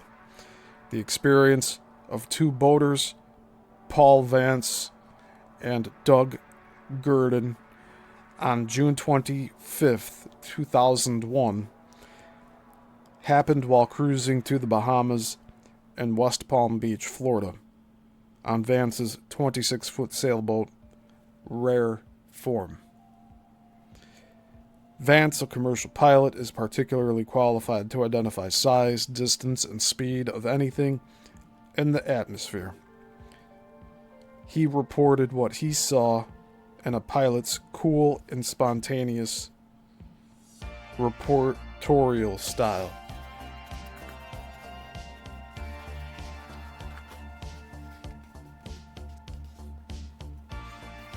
Welcome back, Texas.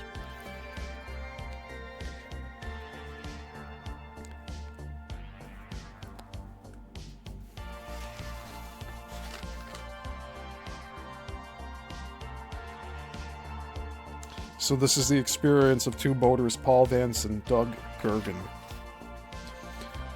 11 miles offshore, I looked up in the sky to the northeast and witnessed something strange. There was a single light, I'm guessing about 3,000 to 5,000 feet in altitude, which I assumed to be an aircraft with its landing light on, although not very brilliant.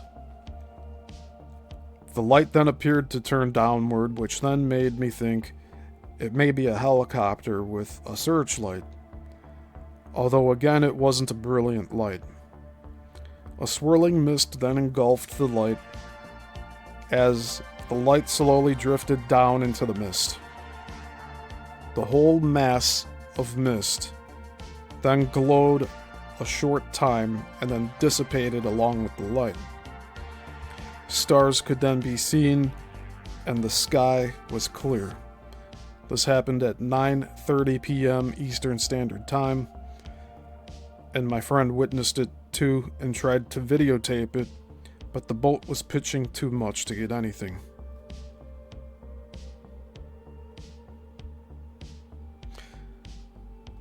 So I'll read part of it again. A swirling mist then engulfed the light as the light slowly drifted down into the mist. The whole mass of mist then glowed a short time and then dissipated along with the light. And the stars could be seen in the sky again. So here's questions followed by their answers. This is all questions together. What color was the light?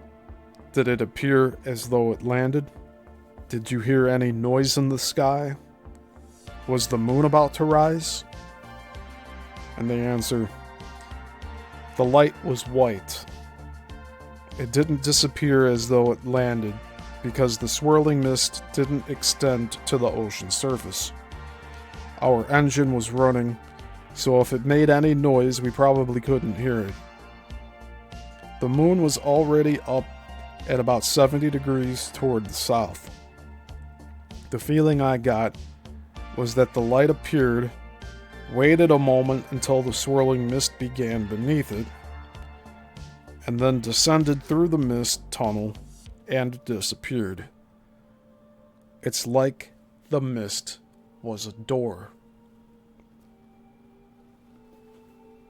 That's the end of his account. Or actually, there's a little more to the account, but that's that portion. Quasar says here, it is best to let Vance elaborate on the sighting, as noted in subsequent conversations. So Vance begins here. The light turned downward and descended into the swirling cloud, making the whole cloud glow. When the cloud dissipated, the glow dissipated with it. It was a single white light. I'm a licensed commercial pilot with an instrument rating, so I know what planes look like at night. My common sense tells me it was atmospheric, but it sure looked like it was passing through a passage. The weather was CAVU with a puff of cloud here and there. Wind was light from the east. We don't know what we saw, but both agreed it lasted 2 to 3 minutes. And here's another question. Did you notice any changes or deviations with your compass, navigational equipment, or motor? And Vance answers, the motor lost power at the same time we saw the light. It didn't quit. The RPMs dropped way off, and it ran rough. We were so amazed at what we were seeing, though, we hardly took note of the engine. The wind was out of the east, so we had to sail back to West Palm and never made it to the Bahamas. The next morning, we were swimming off the boat and noticed a lot of black soot around the exhaust, and I immediately suspected the fuel pump diaphragm as the problem. After getting back to Indiana, I began checking out the engine and found the FPD to be okay. The fuel pump diaphragm was okay. Upon checking the ignition system, I discovered a cracked coil. The coil would barely jump the spark plug in open air, so I doubt that it would fire much harder, or that it would fire much under cylinder pressure. I didn't mention the engine before because it never got better after the sighting, so I didn't possibly see how the crack could be related. I'll have to admit, though, when the engine faltered and I saw that swirling mist, I thought to myself, my God, there's something to this Bermuda Triangle stuff. And that's the end of his account.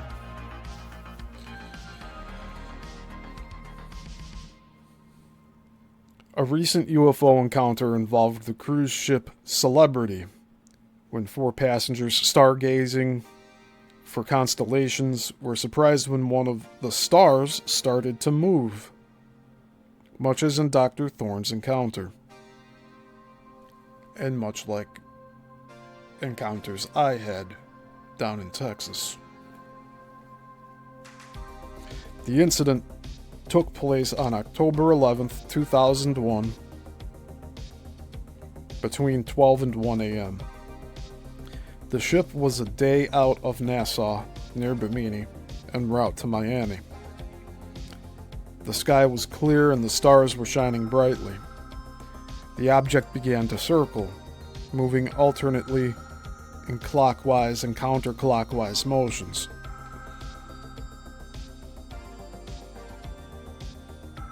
After 15 minutes of this, it started to home in on the ship in a maneuver that might be regarded as reconnoitering. Quote, all movements were very deliberate and were not haphazard. End quote. 3 rows of lights in the form of a triangle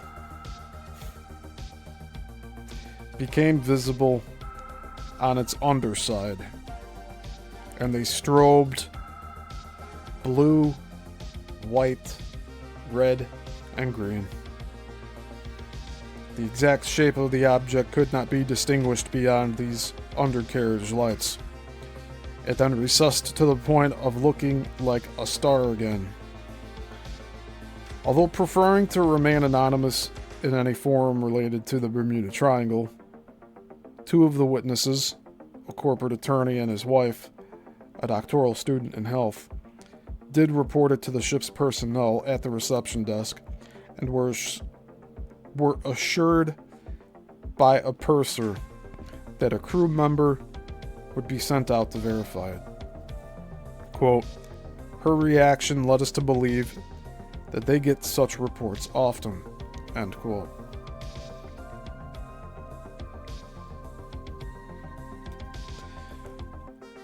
At the opposite end of the spectrum is Columbus in the early hours of another October 11th long ago. He is, without doubt, the first person to record unusual phenomena and a strange light associated with those seas we call today the Bermuda Triangle. His logbook speaks in an impressive way over the vault of time, along similar lines with affidavits of more recent explorers and sailors. During his first voyage to the New World, no less than 5 times he recorded unexplained phenomena, thrice involving the compass, once involving the sea, and once involving an unexplained faint light rising up and hovering in the distance. Although his log was eventually lost to posterity, much of its annotations and entries were preserved by Fray Bartolome de las Casas in his Diario.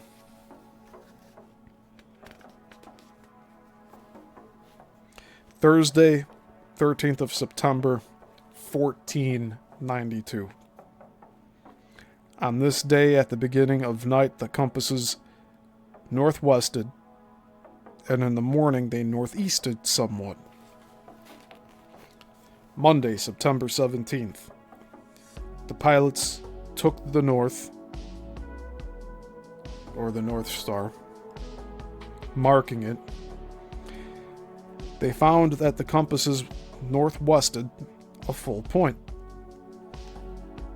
which in brackets it says 11¼ degrees. And the sailors were fearful and melancholy and did not say why. The Admiral, Columbus, was aware of this, and he ordered that the north be marked again when dawn came, and they found that the compasses were correct. The cause was because the North Star appears to move, and not the compasses. Sunday, September 23rd. Because the sea had been calm and smooth, the men complained, saying that since in that region there were no rough seas in the Sargasso Sea, it would never blow for a return to Spain. But later, the sea rose high and without wind, which astonished them.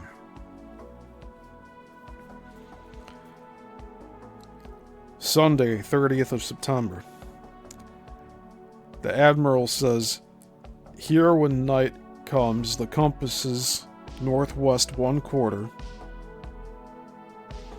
and when the dawn comes, they align with the North Star exactly. And that's the end of the logs. The unexplained light, rising and then hovering in the west, is perhaps the most propitious phenomenon recorded in the Triangle. It happened on the eve of discovering the New World, and it inspired Columbus and his crew to sail on and discover the Bahamas.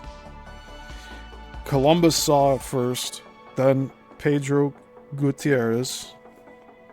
Then, quote, after the admiral said it, it was seen once or twice, and it was as a small wax candle that arose and lifted up, end quote. What both arose, alcava, and lifted up, levitava, imply is hard to say. Whether it means it rose up, hovered, and then disappeared upward, or merely vanished while levitating is unclear. Today, it is hard for landfall specialists to explain it, since Columbus was too far at sea to have seen any bonfire or torch on land, and local island fishermen would not have been so far at sea at night with torches to attract catch. Scholarly debate has subsequently offered to explain the erratic compass readings by the apparent revolution of Polaris around the celestial pole, an optical effect for an observer, although this is only visual and not something mechanical that comes and goes. Aside from this, it has also been suggested that the dusk and dawn readings varied. During the evening readings, a crewman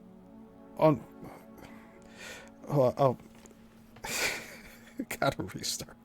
Aside from this, it has also been suggested that the dusk and dawn readings varied because during the evening readings, a crewman unwittingly placed the compass too near a bucket of nails, a sword, or some other metal object, which then deflected it. And that's just a suggestion. Whatever the cause, Columbus may be pardoned for this necessarily expeditious explanations, or for his necessarily expeditious explanations for these encounters, knowing how a crew can panic when faced with the unexplained. Whether Columbus believed his story or not, or whether he was simply trying to keep his crew calm and protect his venture and life, is another conjecture altogether. It was easier to say Polaris moved than to admit their equipment was ceasing to work. That, in essence, the rules that had always governed navigation and seamanship had ceased to operate in a normal, predictable way. A similar motive may be responsible, though innocently, for our own tidy explanations for the unexplained events so often reported in the Bermuda Triangle. It is perhaps easier to blame our equipment or ourselves when we find ourselves on unfamiliar ground than it is to admit that there may be something beyond our own present knowledge or control. It is for those who believe these accounts are not so easily dismissed to draw parallels between them and the many cases of planes and ships that simply vanished in fair weather, some in unusual circumstances, some indeed in unbelievable circumstances. Even the Coast Guard allows an open forum by noting in their Chit's bibliography the work of other writers, including Vincent Gaddis. The simplest solutions, however, continue to be promoted by both the Coast Guard and Lloyd's of London, agencies that are naturally not eager to promote mysteries and that endorse enthusiastically any theory that seems the most conventional and readily understandable. But an open forum sweeps into the door some refreshing debate, some of which is allowed in official investigation. The evidence that, quote, believers, end quote, in the Triangle present for their theories, So the evidence they present for their theories is often very impressive. Many times more impressive. And sometimes embarrassingly more impressive than dry facts accumulated by the limitations of official inquiry. The disappearance of planes while coming in for a landing, radio calls from planes long vanished and long out of fuel, reports of weird objects harassing planes, plus the pattern of electromagnetic disturbances reported by many who survived unusual events, form a springboard into a pool of fascinating and disturbing conjectures. Scientists and researchers into geophysical data and those involved in the search for new forms of energy, plus many pertinacious observers in situ in the Bermuda Triangle, have compiled data individually that, when placed together in a broader perspective, may provide a startling solution to some of the mystery. To understand how an object can disappear, we must look at the very foundation of operating systems, at forces that are themselves invisible. And with that is the end of chapter 5. And look what we have for next week.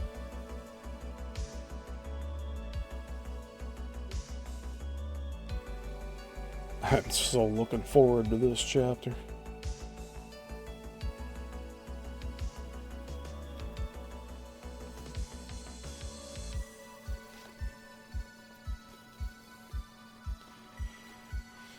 So these discs are going up like this and making these like donut clouds. It's like it's pulling up clouds.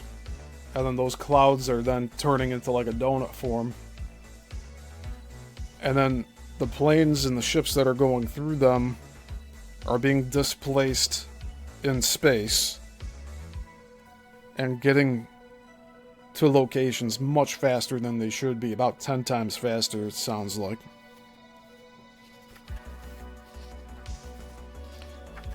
This does sound like the work of some intelligent design. But what exactly is hard to say.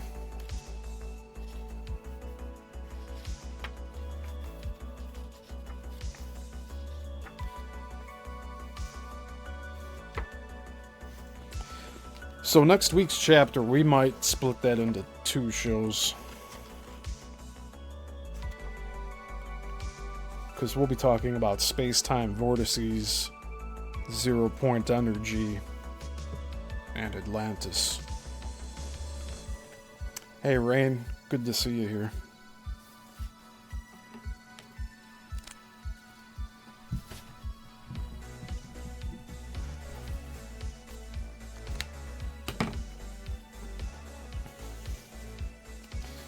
So yeah, that was about 20 pages.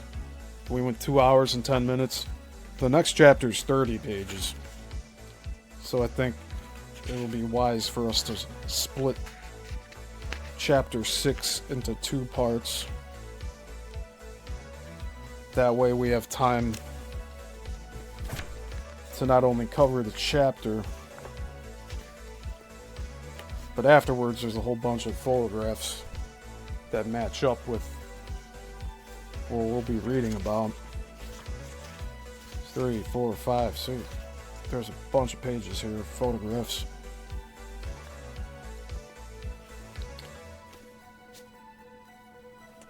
So that's that.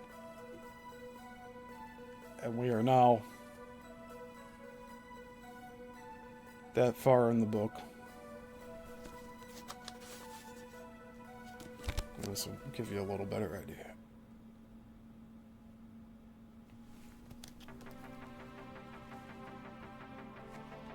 Okay. Man, that's fascinating. You know, while reading all of this, visualizing something like a fog being lifted up by discs and then turning into donut-shaped masses of clouds and fog.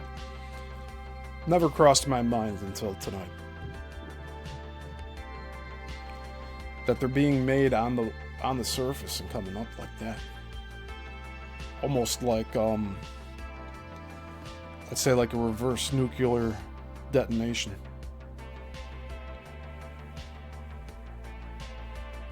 This kind of sounds like a mushroom cloud on the water, doesn't it?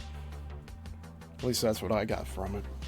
And then, of course, we have these lights that are moving into the fog and then disappearing with the fog, and that's happening at night.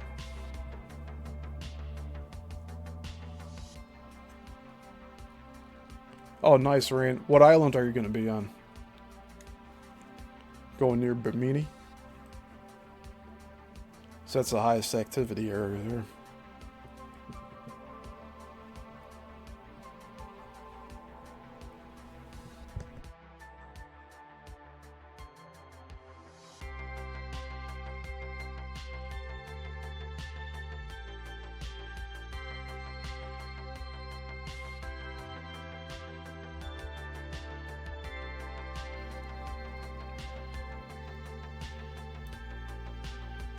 Alright, I'll be calling this in about 2 minutes. I thank all of you for being here. As always, it's much appreciated. And be sure to leave a like. Share this around to people you know. You know, I'm really starting to wonder if there's language detection algorithms in YouTube, where if we start talking about certain topics that it suppresses the view counts. No big deal. I'll break through the threshold eventually. Right? But in the meantime, please show your support. Like, comment, and share. Share me your thoughts. What are you getting out of all of this?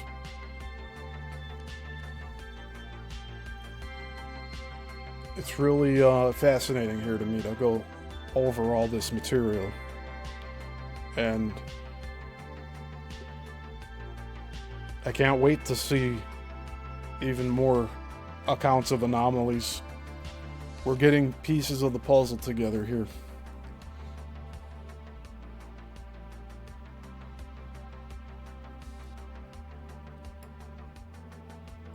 Yeah, thank you for being here, Rain.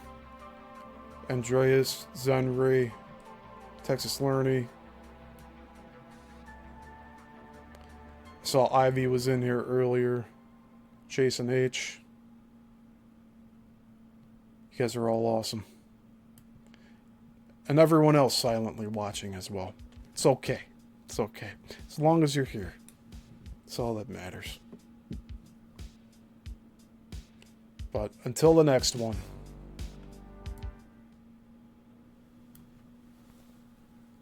Class dismissed.